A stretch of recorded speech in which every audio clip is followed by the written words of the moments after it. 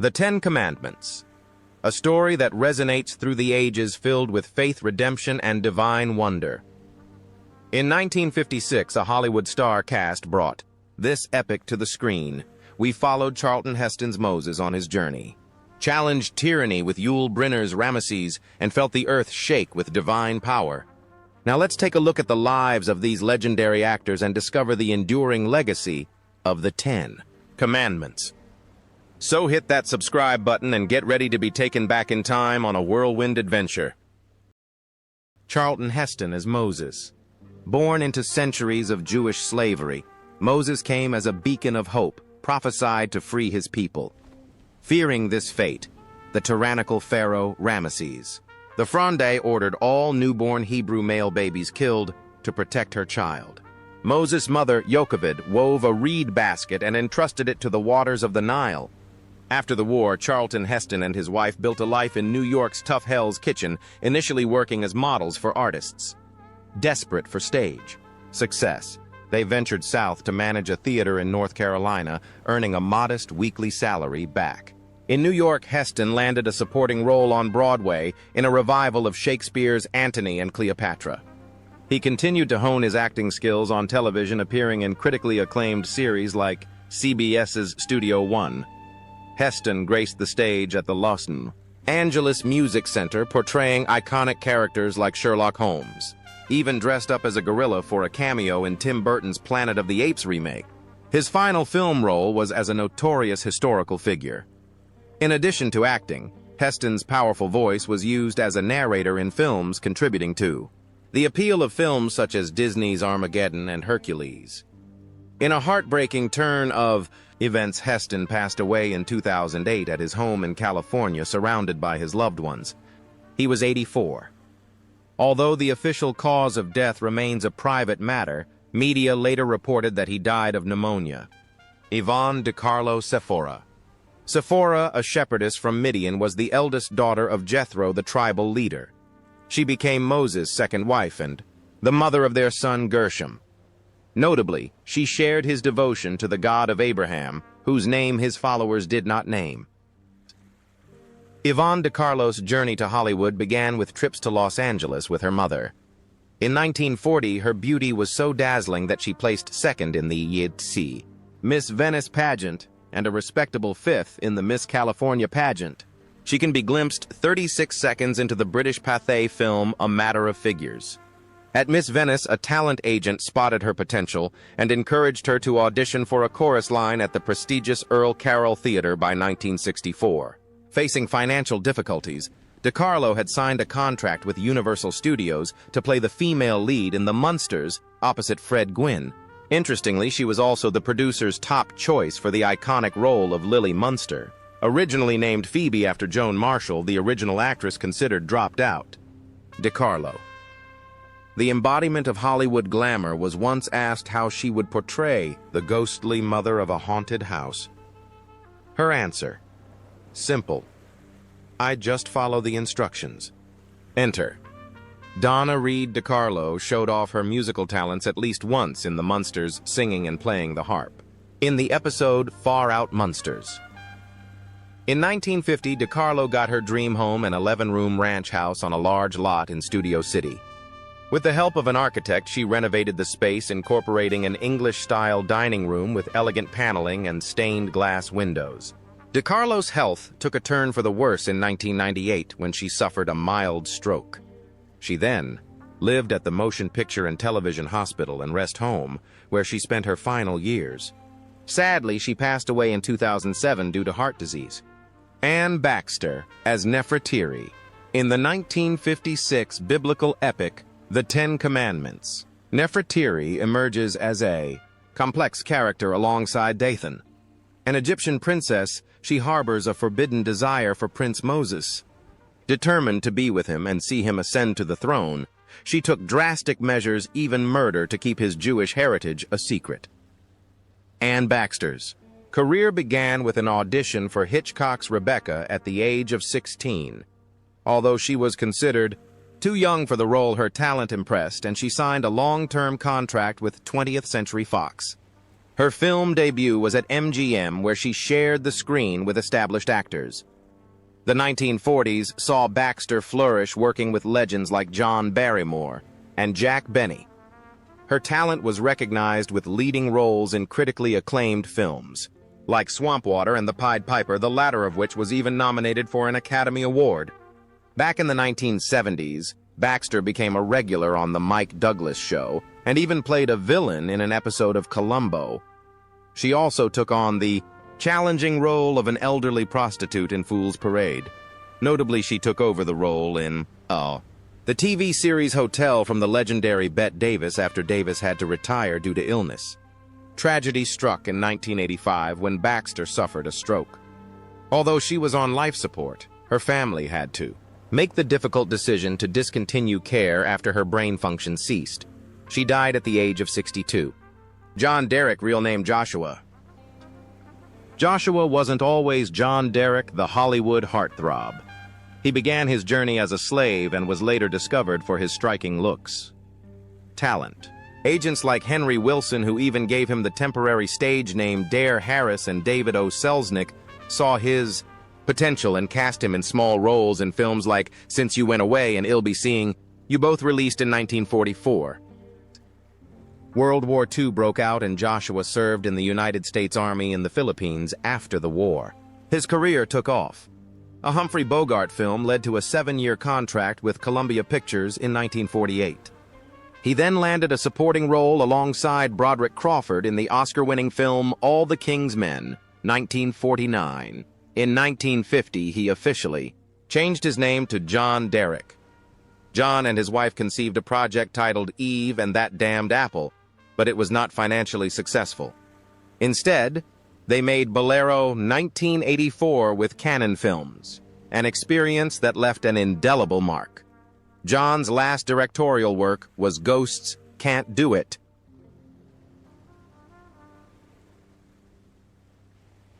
In addition to directing, John was also a talented photographer, having shot nude portraits for Playboy magazine featuring 3 of his 4 wives at different times. He even directed music videos for Shania Twain's hits, Whose Bed Have Your Boots Been Under and Any Man of Mine. John survived a heart attack in 1986, but in 1998, cardiovascular disease claimed his life at age 71 in Santa Maria, California. He left behind a legacy that included a granddaughter, Alice Derrick, and even became a great-grandfather in 1996.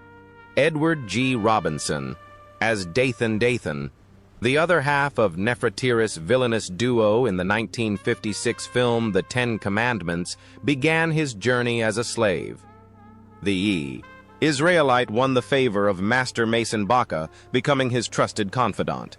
In 1915, Edward G. Robinson, who later brought Dathan to life on screen, began his acting career with a Broadway debut. He then moved into films in 1916. In 1923, he adopted the stage name E.G. Robinson and made his silent film debut in The Bright Shawl. His role as a tough gangster in the Broadway play The Racket in 1927 set the stage for similar roles on the silver screen, beginning with The Hole in the Wall, 1929, opposite Claudette Colbert. Robinson thrived during the transition to talkies, unlike many of his contemporaries. Although his film career only included 3 films before 1930, he devoted himself to cinema during that year, releasing 14 films between 1930 and 1932. On the personal front, Robinson married stage actress Gladys Lloyd Cassell in 1927. They had a son together, Edward Jr., nicknamed Manny, and a daughter from Gladys' previous marriage, Nikki. Marriage ended in divorce in 1956. 2 years later, Robinson found love again and married bridal designer Jane Arden. He lived out his final years in Palm Springs, California. Sadly, E.G. Robinson died of bladder cancer in 1973, just weeks after completing his final film, Soylent Green. This heartbreaking event occurred just months before he was to be honored with the Academy Award for Lifetime Achievement. He was 79. A memorial service was held at Temple Israel in Los Angeles with Charlton Heston, delivering an emotional eulogy. More than 1,500 people attended, with hundreds more gathered outside. Martha Scott as Yoko Bell. Jochebed, a Levite, Hebrew slave born in Goshen, overcame adversity. Married to Amram, she became the mother of Miriam, Aaron, and the famous Moses.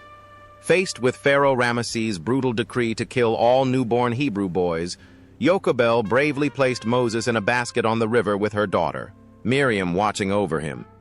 This act of love led to Moses being found by Bethia and raised as Egyptian royalty. Soon after graduating from college, Martha Scott's career skyrocketed.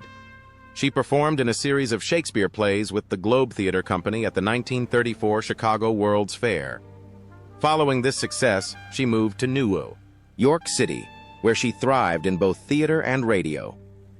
In 1938, she made her Broadway debut as Emily Webb, a tragic young woman in Thornton Wilder's play Our Town. Scott was married twice. Her first marriage was to radio broadcaster Carlton William Alsop from 1940 to 1946, and then to jazz musician Mel Powell from 1946 to 1998. She had a son, Carlton Scott Alsop, with her first husband, and two daughters, Mary Powell Harpel and Kathleen Powell, with her second husband. Interestingly, her son revealed that Scott used a childhood memory of a peaceful cemetery in her hometown to portray her Oscar-nominated character in the play Our Town. This image, he said, helped her get into character in the play. Martha Scott passed away peacefully of natural causes in 2003 at the age of 90. John Carradine as Aaron. Aaron, a revered prophet and high priest, was the brother of Moses. Details of his life are taken from religious texts including the Hebrew Bible, the New Testament, and the Quran. John Carradine's acting career began with the 1930 film Tolerable, David. Although he claims to have had extensive experience before he was recognized on screen, interestingly, Carradine recounted auditioning for the iconic role of Dracula alongside big-name actors. But historical records do not support this. Ultimately, Bela Lugosi brought the character to life. However, Carradine himself played the Count in later Universal Studios films such as House of Frankenstein and House of Dracula. Carradine's talents extended beyond acting. He provided the voice of the owl in the animated film The Secret of NIMH and the sorcerer in the English dub of Aladdin and the Magic Lamp. One of his final appearances was in Peggy Sue Got Married, 1986. His last credited film, Jacko, was released posthumously. Carradine's deep, seductive singing voice earned him the nickname The Voice. He was also dubbed the Avenue Bard for his rumored habit of reciting Shakespearean soliloquies while strolling the streets of Hollywood, a claim he always denied. By the late 1980s, Carradine was largely retired. He struggled with rheumatoid arthritis in his later years. Tragically, he died of heart and kidney failure in Milan, Italy in 1988 at the age of 82. Remarkably, just hours before his death, he climbed the 328 steps of the city's magnificent Duomo Cathedral. Nina Folk as Bethia. Bethia, daughter of Pharaoh Ramesses. The Mace is an Egyptian princess. A young widow with no children, she defies tradition by adopting Moses, a Hebrew slave child, and raising him as royalty. However, her deception of her brother Pharaoh Sethi into making Moses believe she was Egyptian led to her exile. Bethia eventually joined the Jewish army during their exodus from Egypt. Nina Folk's journey to Hollywood began at age 19, with a contract with Columbia Pictures. Her first role was in the horror film The Return of the Vampire opposite Bela Lugosi. She continued her career with a variety of roles, including a biopic, a mystery thriller, and a series of black and white films.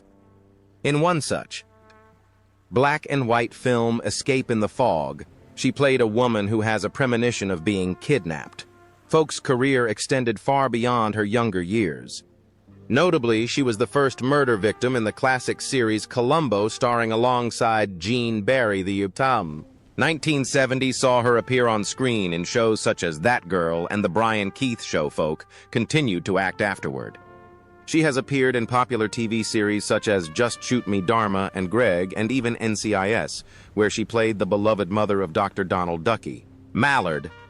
She has also starred in independent films and continues to share her knowledge as a lecturer.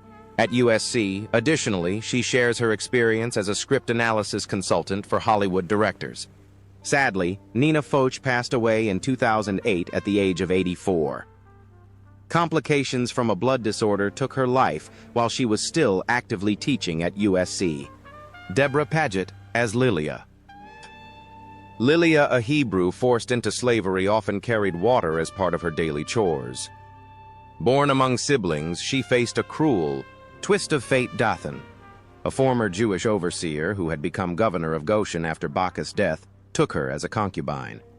However, she later found love and freedom when she married Joshua Moses' successor. Deborah Paget's acting career began at a very young age. At just 14, she landed a notable role in the film Noir Cry of the City, playing the girlfriend of a much older character. This impressive debut caught the attention of 20th Century Fox, who signed her to a long-term contract. She initially took on small roles before landing the lead role opposite James Stewart in the hit film Broken Arrow. In the film, Paget, 16, played a Native American teenager who falls in love with Stewart's character, who is much older than her. In addition to film, Paget also lent her voice to radio shows, participated in plays and original script readings with famous actors.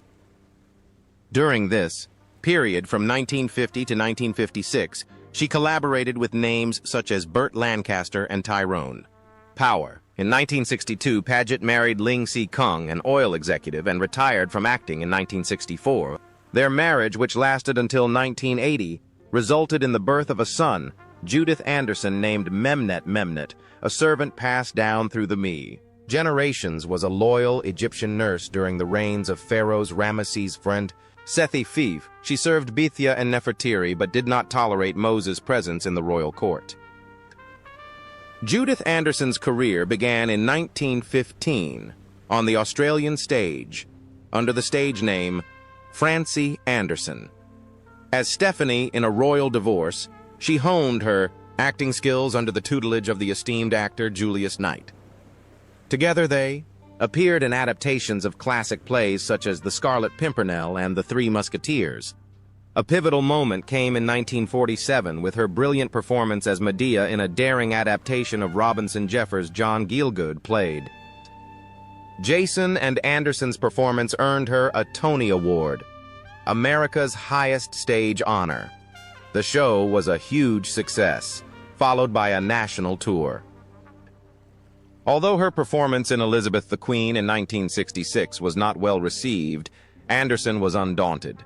In 1970, she fulfilled a long-cherished dream by taking on the classic Hamlet role in a national tour that ended at Carnegie Hall in New York. Anderson returned to the powerful Medea in 1982, this time playing the nurse alongside Zoe Caldwell in the title role.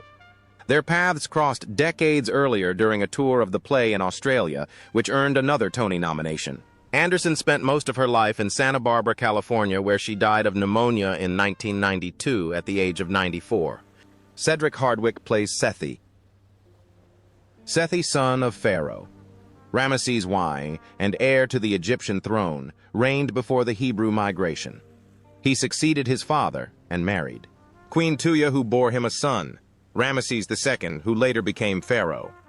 Seth's sister, Princess Bethia, played an important role during this period. Sir Cedric Hardwicke's acting career began on the London stage in 1912. He took a role in the melodrama The Monk and the Woman and That. Same year, he apprenticed at Her Majesty's Theatre. Initially, he appeared in several plays, including Find the Woman and Trust the People. In 1913, he joined a touring company that performed in various locations, including South Africa and Rhodesia Television, became a new avenue for Hardwicke's talents. He appeared in an episode of Alfred Hitchcock Presents in 1956 and was a guest on The Ford Show in 1958. He even co-starred in a sitcom called Mrs. G Goes to College, later renamed The Gertrude Berg Show, in 1961, though it only lasted one season. Hardwicke's voice also brought characters to life on radio. In 1945, he played Sherlock Holmes in a BBC radio play, and his son Edward later played Dr. Watson in another production. Hardwicke also had a brief role as the title character in the 1954 revival of the radio show Bulldog Drummond, a lifelong heavy smoker. Hardwick was diagnosed with chronic obstructive pulmonary disease in 1964 at the age of 71. He left a legacy in both film and theater.